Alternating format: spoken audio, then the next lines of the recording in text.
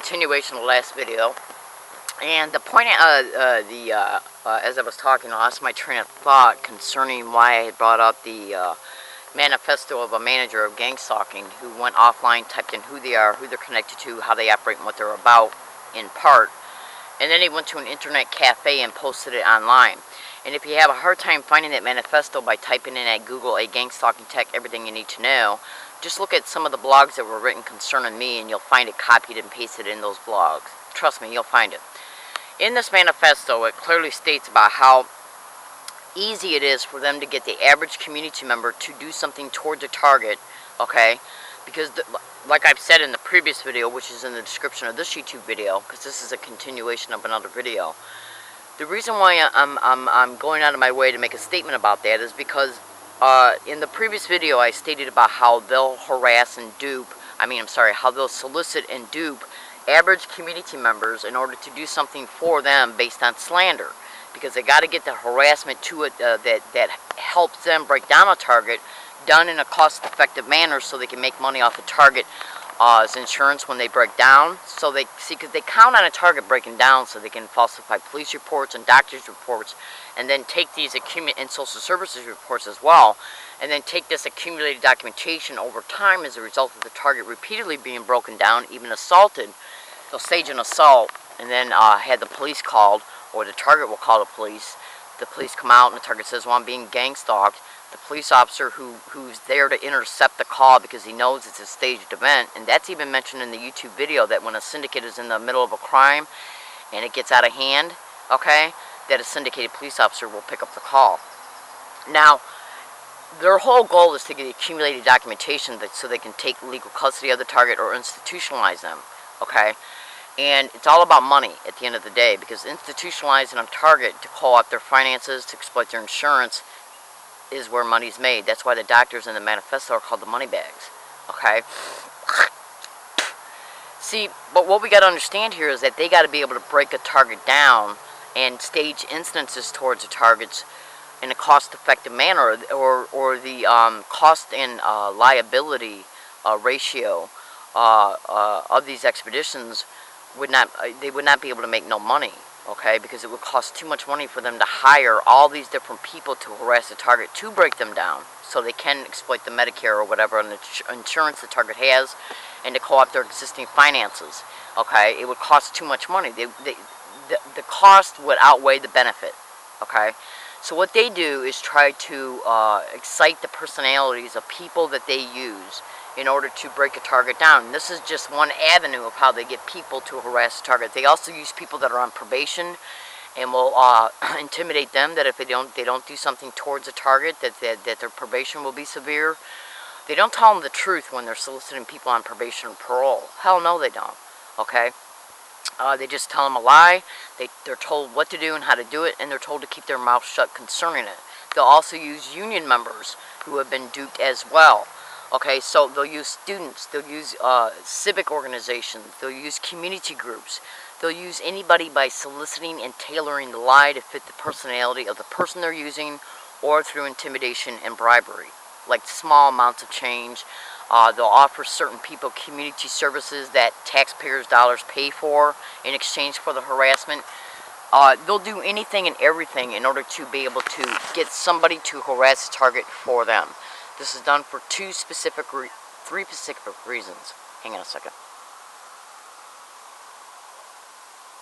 This is done for three specific reasons. One, the harassment has to be cost effective. So it costs them practically nothing to harass a target. Two, they're also, well, I'll put it to you this way, are they also neurally choreographing the people they're getting to harass a target? Go to Google and type in Live Leak, Greg Skamansky, and Julian McKinney. Now, when you look at that live leak broadcast and the text summary that summarizes what the broadcast is about, Julian McKinney flat out states that, excuse me please, that the people that they're getting to harass a target on the dispensing end are the ones who are being neurally choreographed. And you might think to yourself, what the heck does that mean? Go to the bottom of Freedom from Covert Harassment and Surveillance, at the very bottom of their homepage, and look at the 3 PDF links. In reference to those technological resources that were covered on Jesse Ventura's, the Jesse Ventura Conspiracy Theory Brain Invader Show, and you can go to YouTube and type in 21413 Coast to Coast with George Norrie and Roger Tulsis. When you take a thorough, when you research those two things that I just told you about, and research them meticulously, slowly, and dissect them, you'll be able to see that everything that is mentioned in those two broadcasts are 100% have to do with organized gang stalking expeditions. You can also go to YouTube and type in John Hall Satellite Terrorism. Now, Julian McKinney, who's mentioned in the live leak broadcast, is mentioned in the resources feature of the first PDF link that you'll find at the bottom of Freedom from Covert Harassment and Surveillance's homepage. And Robert Becker, that's on the Jesse Ventura Conspiracy Theory Brain Invaders, who's literally on the nationwide broadcast, is mentioned in the first PDF link that you'll find at the bottom of Freedom from Covert Harassment and Surveillance. And Freedom from Covert Harassment and Surveillance is supposed to be, I don't know if it is or not, because I've been hearing some information online that it's a front group for the government. I do not know if it is. If it isn't, then don't pay attention to that statement. But I've heard enough information to at least be concerned that it's more than likely infiltrated. Okay? So that would tell any target that it's probably they'd have to be very cautious about depending on that organization. And I don't mean to offend the Freedom from Covert Harassment and Surveillance's organization, but the first thing and the very most important thing that any target of this crime has to do is to take care of themselves, watch out for themselves, and to be protective of themselves. Okay? So I don't have any regrets concerning that statement, but our main objective is to stay safe. And that is my main objective, is to inform targets and the public about these crimes, the people that are involved, and if they'll infiltrate a community group to solicit them to harass a target, do you honestly think that they will not try to infiltrate any organization that might be advocating for targets? So we have to be able to have educated knowledge so we can make informed decisions. My name is Leslie Williams. I'm in San Diego, California. This manifesto clearly states that one of the reasons why they're so effectively able to get so much harassment towards a target is because every average community wants to make sure that crime is kept out of their community. Excuse me, please, for 1 second. I apologize for smoking, but I'm having my morning cigarette. And that's one of the reasons why, this is actually the tidbit that I got distracted from on the first video. See, in organized gang stalking expeditions, like I stated in the first video that this is a continuation of, and that video is in the description of this YouTube video, is that these people are involved in so many different kinds of crime. Drug dealing, human trafficking, sexual servitude rings, prostitution rings, land co-opting, property co-opting, trust fund liquidation, identity theft. They go after the elderly, people on disabilities, single women, single mothers, minorities like you would not believe. They go after the vulnerable, okay, and they will even target uncorrupted police officers because it's organized crime in the system. So that's a perfect job description for these people to go after if they're possibly noticing something in their jobs, in their employment description from a fellow police officer or a district attorney member or a prosecutor or whatever. If they're noticing something that's not right, they can be targeted themselves. Now, I'm going to get back to that manifesto. See, the average citizen, including me, cares about the crime that might be entering their community, whether it be a pedophile, a drug dealer, a drug user, whatever, okay? And since they do not really care for these types of people, which is understandable, a violent person, a person who might be just getting out of jail, since these people, most people do not like these kind of individuals in their community, especially people who are not trying to get any help from engaging in these behaviors, what they will do is at least keep an eye out for them. And that's one of the things that these organized crime police officers depend on, who are involved in the very job crime descriptions that they're soliciting. See, what they'll do is label a target as a pedophile, a wife abuser, a drug dealer, a sexual predator, or a violent person who's already been in jail for violent crimes, or a person who's mentally unstable. And these are the kind of labels that they will label a target as. And 98% of the time, they're total 100% complete falsified bullshit. okay?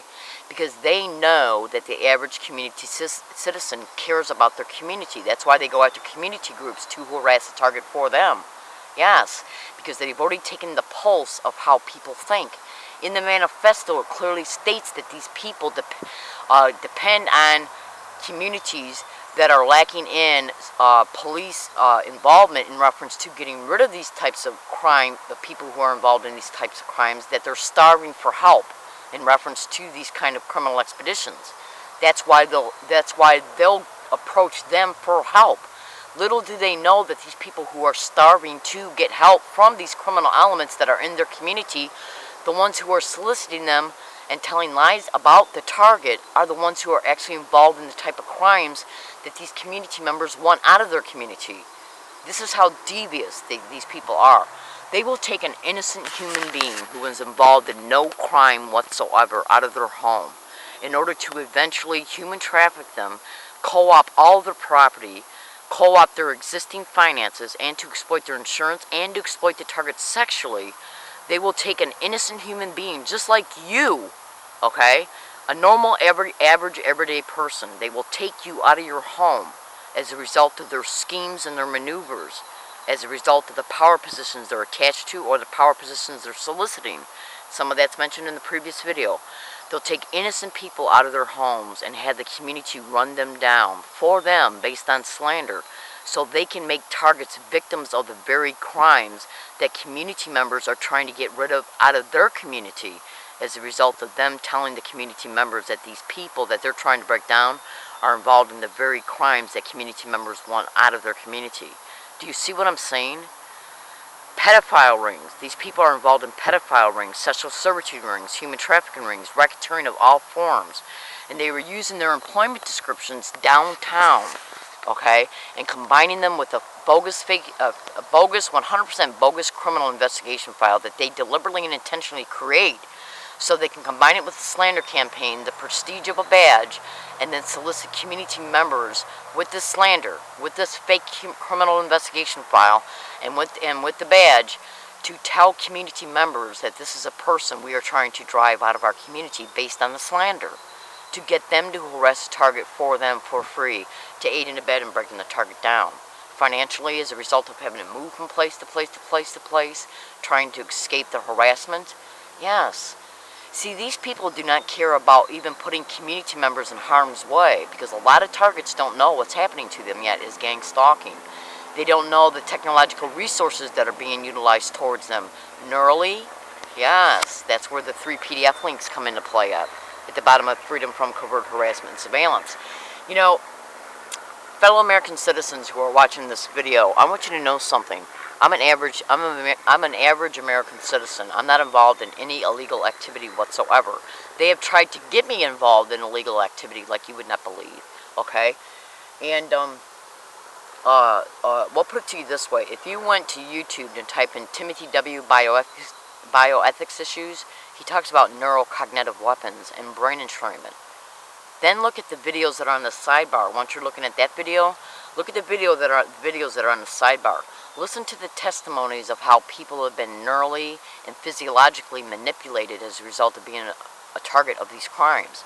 And if you can imagine being neurally targeted, physiologically targeted, while you're experiencing all the circumstances and the harassment trying to survive these campaigns as a result of just being an average citizen like you, who are a victim of these crimes while you're trying to survive them and expose them, you would not believe the harassment that I have experienced on university campuses and at public libraries, because they sensitize targets to everyday normal physical gestures that everyday people make, or sounds, or words, in order to make a target feel cleverly stalked by getting around a target and constantly repeating on a non-stop basis everywhere they go the words they've sensitized the target to, the phrases, the physical gestures, and the specific types of sounds. It's called classically conditioning a target to make them sensitive to specific words, phrases, physical gestures, or sounds. And it's a clever way to make a person feel stalked by mimicking and repeating these physical gestures, words, phrases, or sounds around the target everywhere they go. And they're literally having the audacity to get around me everywhere I go and say gang stalking or gang stalker oh my God, we're crazy, or they'll combine all 4 or 5 of those words together to make me feel stalked. I'll put it to you this way. I make a video before I leave every morning about, and I'll show a video picture of my cell phone, which shows the date and the time on the cell phone. Okay? So say if I make a video at 9 o'clock in the morning before I leave a specific area, and I'll say where I'm going for the day. And then I'll say, because I'm wearing a digital tape recorder that's attached to a pouch in my bra, I'll state in that video, I'll state where I'm going, and let's see if I hear gang stalking, oh my God, we're crazy, constantly repeated around me, especially these words and phrases said back to back, concerning the routes that I'm taking and where I'm going for that day. And then if the digital tape recorder picks it up every single place I'm going to and the route's getting there, okay, set around me up to 30 to 40 times a day, everywhere I go, especially when I predicted it in an environment before I left to go to these places, what's the likelihood of that occurring if this crime was happening towards me? I'm in San Diego, California. My name is Leslie Williams. Go to YouTube and type in "Learning Disabled Woman Catches Gang Stalker Admitting Sent to Harass." 3 teenagers admitted they were put on a bus route I was already on to engage in specific behaviors that I said I was already experiencing in videos 3 and 2 months before. Those 3 teenagers admitted to me that they were put on a bus route, I was already on to engage in specific physical gestures I was already talking about on videos 3 and 2 months prior. Plus, I also caught on February 20th, 2013, an individual stating that a San Diego police officer put him on a corner to engage in the same physical gestures an hour and a half after I left the San Diego District Attorney's office. Yes. How did they know I was going to a specific place to get a t-shirt made in order to put that individual on the corner on the intersection? I got on a bus. In order to get on that bus, to get off the bus, to walk across the street to go to that t-shirt shop that I looked up the day before at a San Diego Public Library, is cyber surveillance a tactic of gang stalking? Did they just deduce that I was going to be going there? Because every time I went there before, it was done on payday. Because I was already in that neighborhood to go to the bank and the post office. Every time that I went to that t-shirt shop, it has been on payday. And so the day or 2 days before before payday, I looked up online the address of that t-shirt shop because I forgot what main road it was off of. So they just deduced where I looked. They just deduced that I looked up that address through cyber surveillance, which is a tactic of gang stalking at the library. Go to Google and type in gang stalking in public libraries and look at how many Google generated responses you'll get. Did they just deduce that I was going to go to that t-shirt shop again on payday like I've done before? And just put an individual that was going to be at the intersection of the bus stop that was right before the intersection, that was right before the street of the t-shirt shop. Because they knew I had a general idea where it was because I had been there before. And so basically they just did the math. She'll probably get off at this bus stop like she has before, put him on a corner, have him engage in the gang stalking sensitization methods for her to see once she gets to that corner. And I surprised them. I asked them who put them on that corner. And at the same time he was engaging in the gaslighting, the San Diego police officer pulled up to the intersection, did a U-turn right in front of us, and gaslighted me. And so I said, was that him? And the guy said, yeah. I go, are you kidding me? I go, what was his name? He goes, Steve. And I had a running digital tape recorder going. And I don't think they suspected me to ask this guy because I hadn't asked anybody at all if they had suspected. I mean, I hadn't asked anybody who had been gaslighting me for over a year. Because I caught those 3 teenagers on January 28, 2012. This was February 20th, 2013. So it had been a year since I tried to get anybody to open up about the harassment. I think maybe I asked a couple people in between, but I think the last time was like July. So I caught them off guard. And that was an hour and a half after I left the San Diego District Attorney's office. Yes. Where I was accused of possibly being mentally ill because I was there to follow up on 3 email files that were sent to them concerning how this MTS video of me being assaulted was altered by MTS that they sent me concerning me being assaulted. It's organized crime in the system that is hosting this, managing it, allowing it, and protecting it. And every single thing that they do against a target in reference to a target exposing these crimes is trying to claim that a target is mentally ill. I left his environment. I left talking to him, left there, got on 2 buses, and when I got off the second bus, I caught a teenager admitting that a San Diego police officer put him on a corner. So how mentally ill do you really believe that I am? And why would MTS send me an altered video of me being assaulted if they weren't involved in the assault? I gotta go. I'm in San Diego, California. My name is Leslie Williams. I make this video to inform, to expose the truth concerning the factual realities of these expeditions And if you go to YouTube and type in Learning Disabled Woman Brutally Assaulted on MTS Bus, look in the description of that YouTube video. You'll see a blog's URL address. In that, copy and paste it into any search engine, and then go to it. In that blog is a pasted, attached PDF link. It's an email file that was printed and scanned, showing me predicting that I'd be assaulted. Yes, and 11 days later, after that printed email was made, okay, after it was made and then printed, I was assaulted. And that's the assault that you're witnessing. I'm in San Diego, California. My name is Leslie Williams, and the reason why I predicted that assault is because they had already had me assaulted on August 17, 2011, in reference to me whistleblowing online. I gotta go. This is just some information for you to slowly go back and pick apart and meticulously dissect, slowly research, and you'll be able to cross-reference and synthesize the truth. And the only thing that I can do is tell you that I make these videos to inform, to expose the truth, because these syndicated members that are downtown the only thing they care about, period, at the end of the day, is covering their ass. Because you know how I mentioned that part of the motivations of these crimes is mortgage co-opting and land co-opting? How can you successfully get that done if probate attorneys and attorneys that make their livelihood downtown to co-opt these lands are not working in the actual criminal justice system and Hall of Justice? Yes. Think about it. I mean, all you got to do is think about it. In fact, in one of the Bioethics Commission videos, it talks about a cattle rancher being targeted with gang stalking and electronic weapons. He's a cattle ranch owner. Do the math. They're targeting him and his wife in order to co-opt his finances and his land. Go to YouTube and type in gang stalking, bullying a man to death for backyard chickens. I forgot the actual name of the title. Look what they did to that guy. Just do your research, and you'll be able to see I'm telling you the truth. My name is Leslie Williams. I make these videos to inform, to expose the truth, so just citizens can really know what's going on to innocent Americans. All right, thank you.